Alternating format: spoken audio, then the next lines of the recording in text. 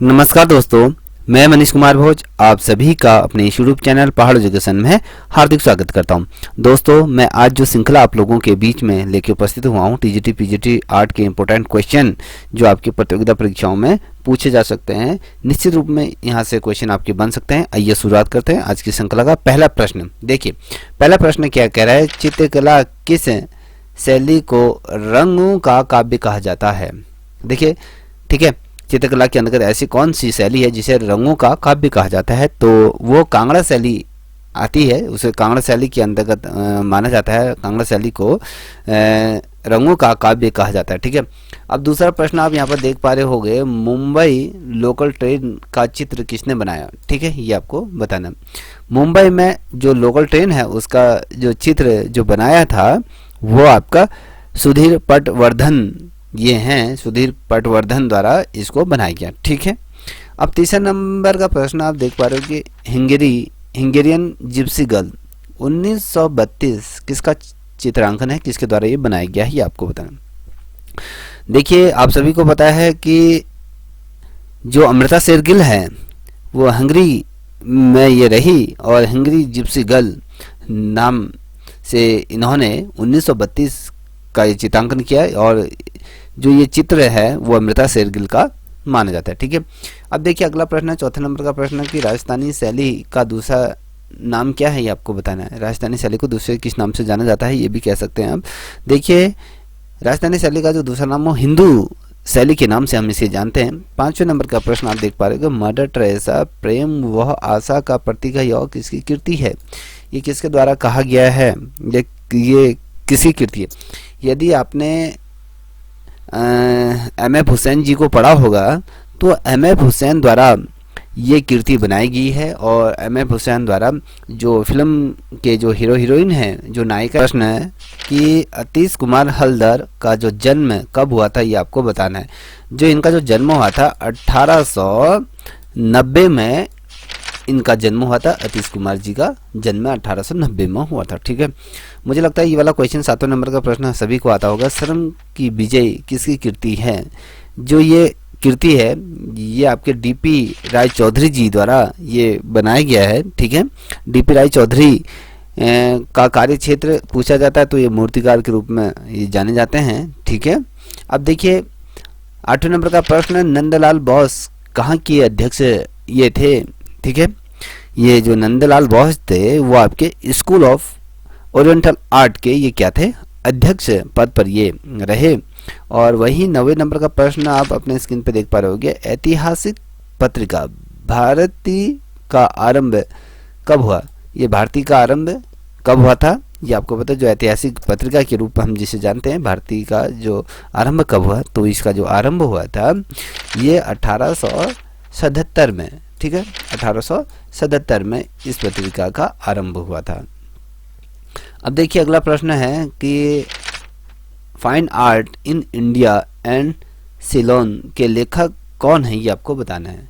ये जो पुस्तक लिखी गई है या ठीक है, इसके fine art in India and Ceylon के लेखक हैं कौन है इसके लेखक, ये आपको बताना है। ठीक है, बहुत ज़्यादा महत्वपूर्ण ये प्रश्न। ये इनके अगर लेखक की बात करो, विंसेंट स्मिथ है, इसको माना जाता है। विंसेंट स्मिथ इनके क्या है, लेखक हैं। अब देखिए, अब 11वें नंबर का प्रश्न को आप अपने स्क्रीन पर देख पा रहे होंगे कि अरविंदनाथ की शैली को क्या कहा जाता है। अरविंदनाथ की जो शैली है उस शैली को क्या कहा जाता है। दोस्तों, बहुत ज़्यादा महत्वपूर्ण प्रश्न। साम्यवादी, ठीक है, ये याद रखिएगा, साम्यवादी इसे कहा जाता है। अब 12वें नंबर का प्रश्न देखिए, भारतीय कला का पैगंबर पाश्चात्य कला समीक्षकों ने किसे कहा, ये आपको बताना है। देखिए, अगर हम पैगंबर पाश्चात्य कला के समीक्षकों ने जिसे कहा वो आपकी यामिनी राय को ये कहा गया था। ठीक है, ये बहुत ज़्यादा महत्वपूर्ण, बहुत दफ़े उत्तराखंड की प्रतियोगिता परीक्षाओं में और यूपी में भी पूछा जाता है। षष्टांग का पहला अंग है, क्या है, ये आपको बताना है। ये रूप भेद इसका पहला अंग माना जाता है। ठीक है, 14 नंबर का प्रश्न, लाल किला की मोती मस्जिद का निर्माण किसने करवाया था। लाल किले की जो मोती मस्जिद है उसका जो निर्माण किसके द्वारा कराया गया था? तो ये जो कराया गया था आपके औरंगजेब के द्वारा इस मस्जिद का क्या गया था, निर्माण कराया गया था। अब वहीं पर आप देख पा रहे होगे विश्वविख्यात ये जो घोड़े की जो पेंटिंग है वो विश्वविख्यात ये रही है। और घोड़े किस चित्रकार की कृति है, घोड़े की पेंटिंग किसकी कलाकृति है? तो आप सभी को पता है एम.एफ. हुसैन द्वारा ये घोड़े की कृति इनकी है।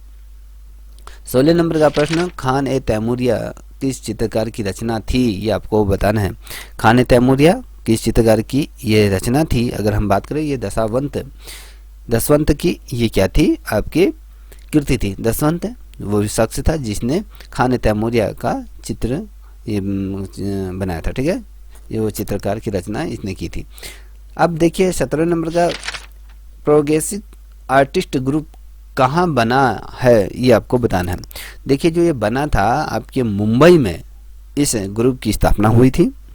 अगला प्रश्न 18वें, भरत मुनि ने कला को किन 2 वर्गों में बांटा? ये आपको बताना है। देखिए इनके द्वारा जो 2 वर्गों में जो कला को बांटा गया था वो ललित कला व शिल्प कला के रूप में 2 वर्गों में से बांटा गया था। ठीक है, अब 19 नंबर का प्रश्न आप देख पा रहे होगे, कला स्वदेशी नामक पुस्तक किसने लिखी? ये आपको बताना है। जो ये पुस्तक जो लिखी गई थी वो आनंद कुमार स्वामी द्वारा कला स्वदेशी नामक पुस्तक को इनके द्वारा रचा गया था।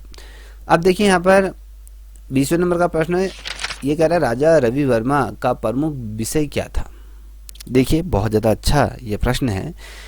राजा रवि वर्मा की अगर हम बात करें तो इनके जो सब्जेक्ट रहा पौराणिक हिंदू कथाओं पर ये रहा, इनके कथानक पर ये तमाम चीज़ों का चित्रांकन इनके द्वारा, इसका विषय इनका ये रहा। ठीक है, अब बात करते हैं अगले प्रश्न की। यहाँ पर देख पा रहे होगे 21वें नंबर का, काला चांद नामक चित्र किस कलाकार ने बनाया है? ये आपको बताना है। देखिए दोस्तों मैंने इसलिए कोई आंसर छोड़ दिए हैं इसके उत्तर, जिससे कि मैं आपको बता सकूं और आप इसको नोट कर सकते हैं। ठीक है, काला चांद नामक चित्र किस चित्रकार ने बनाया?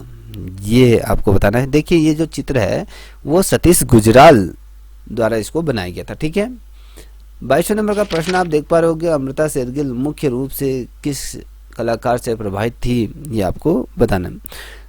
ये अगर मैं कहूँ कि किससे सर्वाधिक प्रेरित ये रही, ये जिन्होंने अमृता शेरगिल को मुख्य रूप से जो प्रभावित किया ऐसा कलाकार की अगर हम बात करें तो वो कलाकार कोई और नहीं, पॉल गॉगिंग वो शख्सियत थे जिनसे ये अमृता शेरगिल बहुत ज़्यादा प्रभावित थी।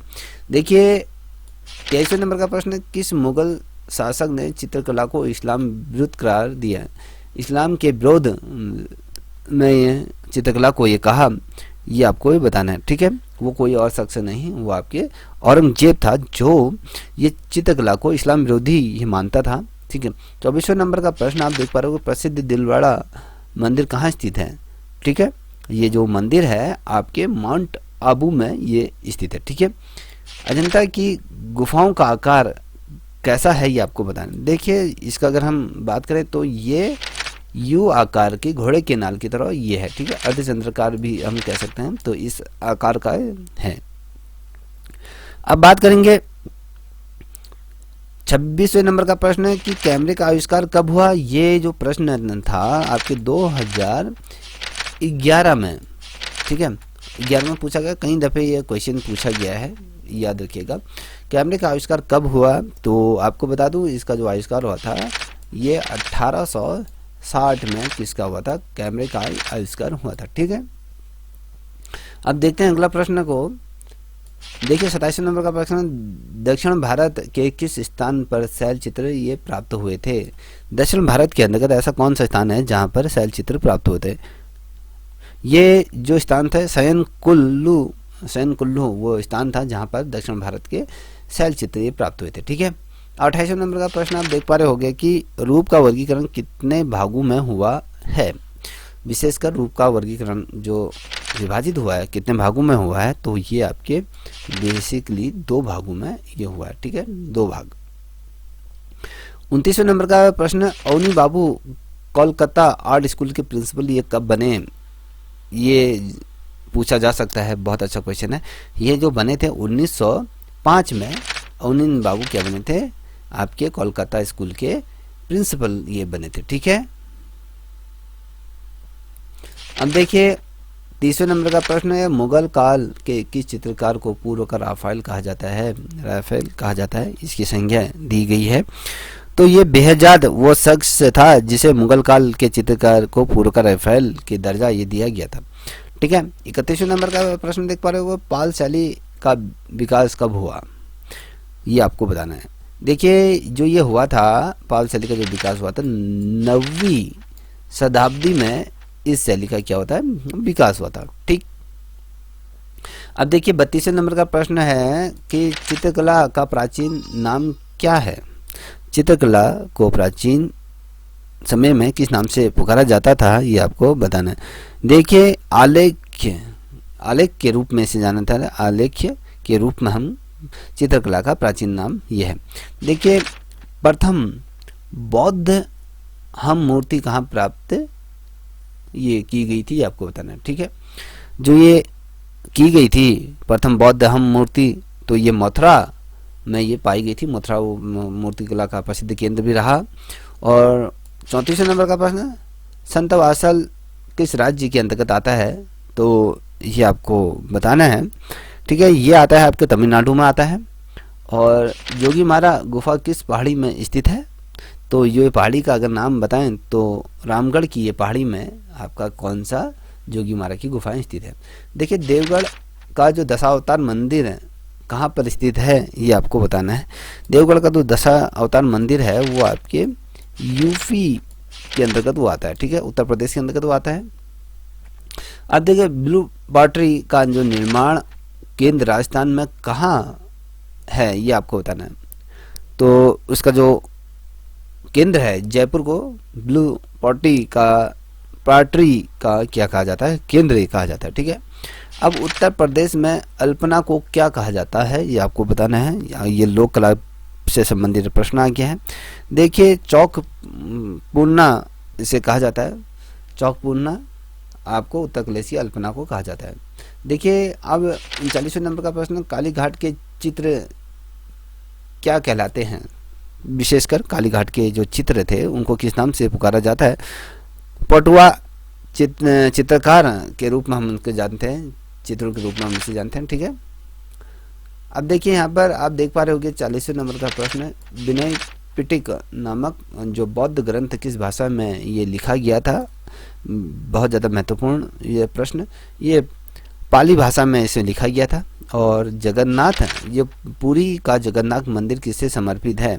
जो ये बेसिकली जो मंदिर है आपके श्री कृष्ण और बलराम सुभद्रा ये 3 लोगों को ये समर्पित है। ठीक है, श्री कृष्ण, बलराम और सुभद्रा को ये समर्पित है। और स्तूप की विशेषताएं बताइए, क्या है बताते हैं क्या है? देखिए जो स्तूप होता है वो बेसिकली वास्तुकला का ये बेहतरीन ये नमूना, इसे हम कह सकते हैं एक तरीके से आर्ट। देखिए 43वें नंबर का प्रश्न है, ये कंदारिया मंदिर में कितने रूप चित्रित उत्कीर्ण है? कंदारिया जो मंदिर है उसमें कितने रूप में चित्र उत्कीर्णित हैं? कितने चित्र, अगर हम बेसिकली अगर हम सिंपल सी भाषा में कहें तो कंदारिया मंदिर में कितने चित्र उत्कीर्ण हैं? तो ये अगर इस मंदिर की अगर हम बात करें तो यहाँ पर आप देखोगे 900, यहाँ पर क्या है 900 चित्र यहाँ पर उकेरे गए हैं, 900 चित्र। ठीक है, अब देखिए अगला प्रश्न, सिंतलवासल गुफा की खोज का श्रेय किसे प्राप्त है, किसे ये जाता है?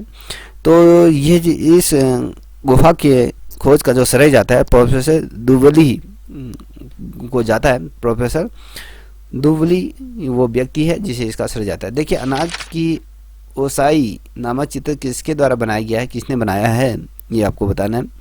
देखिए अगर हम बात करें जो ये अनाज की ओसाई जो चित्र बनाया गया है वो राम किंकर वैद्य द्वारा बनाया गया है। ठीक है, अब देखिए 46वें नंबर का प्रश्न है, लियोथोग्राफी की खोज किसके द्वारा की गई थी? लियोथोग्राफी की जो खोज की गई अलाइ सेनफेल्डर वो शख्स थे, अलाइ सेनफेल्डर व्यक्ति द्वारा लियोथोग्राफी की खोज की गई थी।